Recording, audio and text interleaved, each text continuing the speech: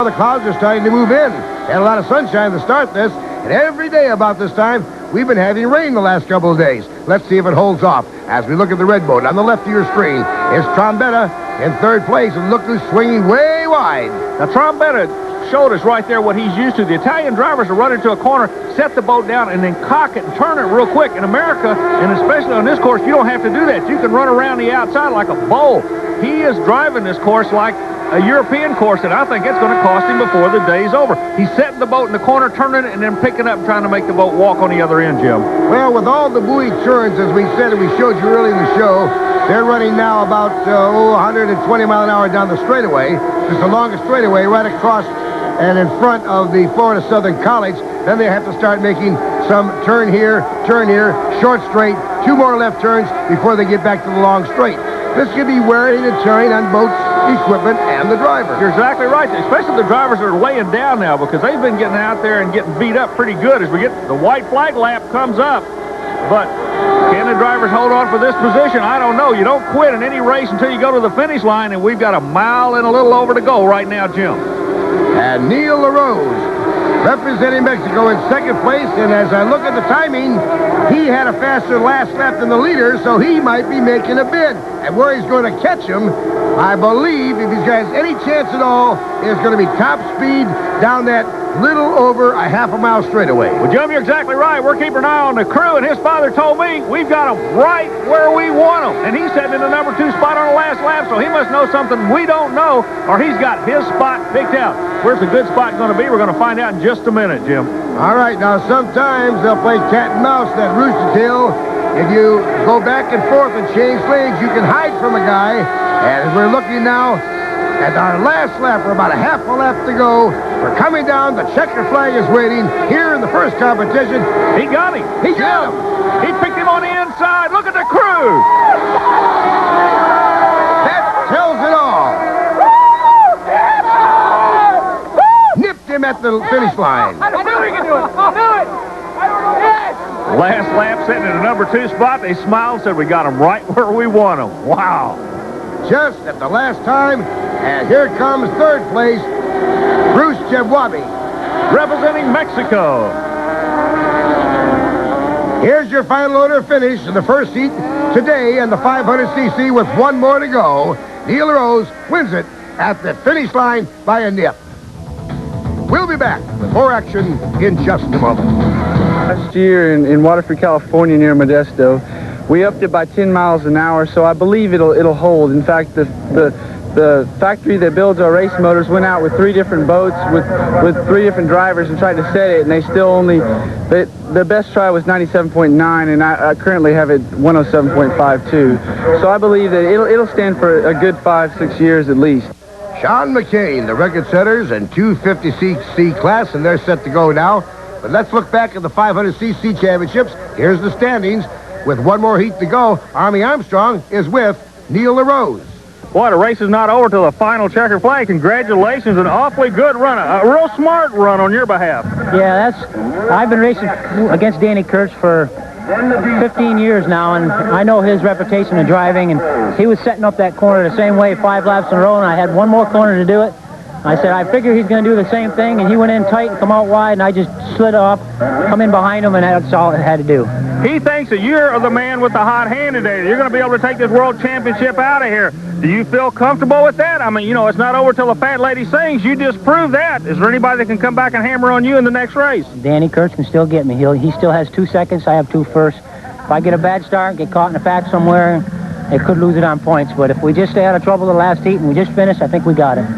Now we're set to go with the final action, the 250cc's. The lifters are ready. The pullers are ready. The Lambert light about to turn green is done, and they're off. And the winner of this one could very well be the Budweiser UIM World Hydroplane Champion winner for 1993. Jim, they get off. It's a clean start. Let's make a long story short. If they finish like they are right now with the Italian driver in the lead, he will win the World Championship. If the number 2 boat wins this one, he's going to win the World Championship. It's like an old-time street fight right now between Italy and Germany. Marino Frazzoloni is currently in first place. The second boat, as you go left to right, is Oliver Frank from Germany. He's in second, but he came into this final heat with a 75-point lead, but that'll go away if their positions remain, and Fazzoloni can stay in front of Frank, then it's all over. That's right. The driver under a lot of pressure. There's not communications with the driver. His crew members told him exactly what he had to do, and in a nutshell, he's got to go out first, stay out front, don't let anybody pass him, and he'll be the world champion. Would love to take that big Budweiser Cup back to Italy, but right now, the Canadians are trying to make a move. The Germans sitting in the number 2 spot, but Italy stays on top of this thing. The third place is Peter Crowley, a U.S. driver, driving for Canada. Now, you know, the Italians really came in loaded for bear. How big is the Italian team? We asked that question today. We have 6 drivers in 2 classes. We have 3 drivers in 250 and 3 drivers in 500 class. We have also the last year champion, world champion, is Tiziano Trombetta. Yes, Trombetta is a defending champion, but Fazzoloni laying out in his 250cc craft has pretty much things his own way, wouldn't you say, Army? I would definitely say that. He is smooth. Everything seems to be working for him. He's staying in clean water. He's reading a riot act to everybody else. But, as we've seen earlier, it is not over by a long shot. These people coming from all over the world will lay everything they have on that table to take the win. Can the Italian hang on and win it? We're going to find out. We're down to just a few laps to go. As we look at Marino Frazioni, he spells victory if he can stay out in front. 46 250s, 51 500s entered this week here in Lakeland, and we're down to 22 in each class, this being the final run in the 250s. This could be the most important, I'm going to rephrase that. This is the most important race this man's ever run.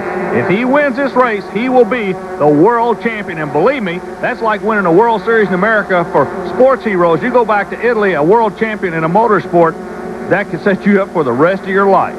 Well, Trombetta did it in the 500 class last year for Italy. Fazzoloni will do it in the 250s if he can maintain this lead, and it would be his first championship ever. You know, Trombetta was a guy that everybody was keeping an eye on this year, but he just hasn't had an opportunity to step up. On the other side of the coin, this kid, he came off the trailer fast. He's been fast the whole weekend long. He gets the good starts. The crew's doing a great job. That's why he's sitting on top of this thing, Jim. We're looking at Donald Eldridge, who is an American, now driving for Mexico. And his son David, by the way, is also competing today, and he's currently in 4th place. Those guys look like a surfboard. They're body surfing. Yeah, they're having a good time. But this sport is so, you know, to me, this is one of the most underestimated motorsports in the world. Internationally, everybody knows what's going on here. It's not that popular in America right now, but I tell you what, when the people start watching the sport and seeing what it has to bring to the table, this is good racing with an international flavor.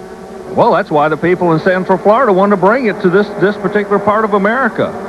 Boy, these boats are tinier than I'm used to watching when I do the Unlimiteds. How much do they weigh? Well, they only weigh 400 pounds. That's with the driver. They're about 12 and a half feet to 13 feet long. It's kind of like putting an outboard on a piece of plywood. And you know what? It's the difference here would be the Unlimiteds average 30 feet in length, 14 feet wide. They're as wide as these boats are long, and they weigh 5,000 to 7,000 pounds race ready and are powered by turbine Chinook helicopter engine. You know, again, interesting fact, the power-to-weight ratio could be awfully even when you get to 400 pounds compared to a couple thousand pounds. And I will tell you one thing, the excitement is here just as well as at your unlimited races around the country. The intensity level, no matter what, when that green flag drops, you know what happens. That's right.